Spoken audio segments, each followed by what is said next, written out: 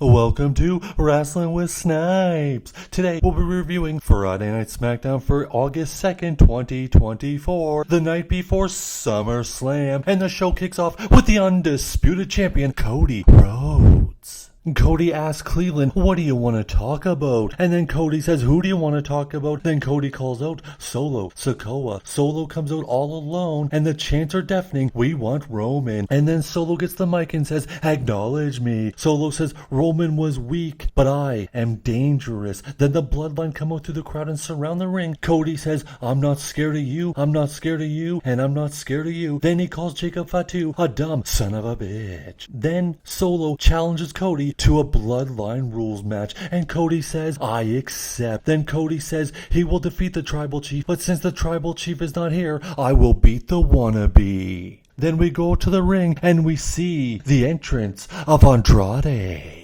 and his opponent, Carmelo Hayes. This is actually a very good contest. Lots of action, lots of near falls. The people are into the match. A massive superplex from the top rope. This match goes through 2 commercial breaks. We see some Germans, we see some front locks, and we see an armbar. But in the end, the match ended with Andrade gets the quick roll up, 1, 2, 3. Andrade picks up the victory. Then we go to the back where we see Santos Escobar with Legado del Fantasma. And he says, I will lead by example tonight when I beat Apollo Crews. Cause next we got Apollo Crews one-on-one with Santos Escobar. The match goes back and forth until Elektra distracts Apollo Crews, letting Santos Escobar take advantage. Then they continue going back and forth. Then you see Phantasma attack Baron Corbin on the outside. It distracts Apollo Crews. Santos Escobar takes advantage. 1, 2, 3. Santos Escobar picks up the victory. Then we go to the back with Byron Saxton, who's standing next to Jade Cargill and Bianca Belair, who say tonight they will become 2-time tag team champions. Then we go out to the ring and it's time for Logan Paul's homecoming. Logan Paul says, Cleveland, I'm home, and LA Knight wants my belt, but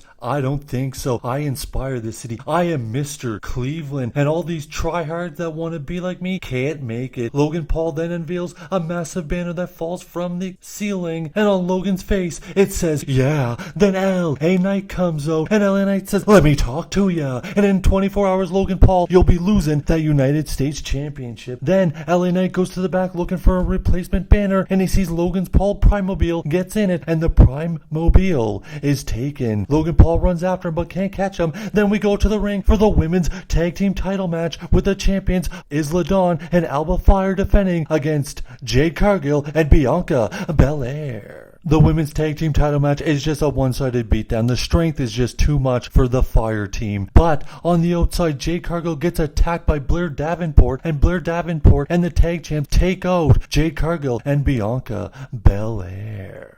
Then we come back from commercial break and we see a hype video hyping up Nia Jax and Bayley at SummerSlam for the women's title. Then we go to the back and it's Tiffy time. Tiffany Stratton standing there and Nia Jax comes in and says, Tiffy, I have a big surprise for you. Then she whips out a pink briefcase and says, as long as you don't cash in on me, this is your new briefcase. And Tiffy is loving life. But then Nia Jax leaves and out comes Chelsea Green and Piper Niven, who said, I was designing my own women's briefcase until you pushed me off the ladder. Then Tiffy says, well, green is not your color. Toodles. Then we go out to the ring for the main event, a WWE Tag Team title match, as the champions Johnny Wrestling and Tommaso Ciampa defend against the Bloodline, Tama Tonga and Jacob Fatu. Gargano and Ciampa are battling from behind the whole match. There's so much interference. They just can't get ahead. There's a Samoan spike. There's Jacob Fatu dominating. But in the end, it looked like Johnny Wrestling was going to turn things around. And then Jacob Fatu bounced right back up and absolutely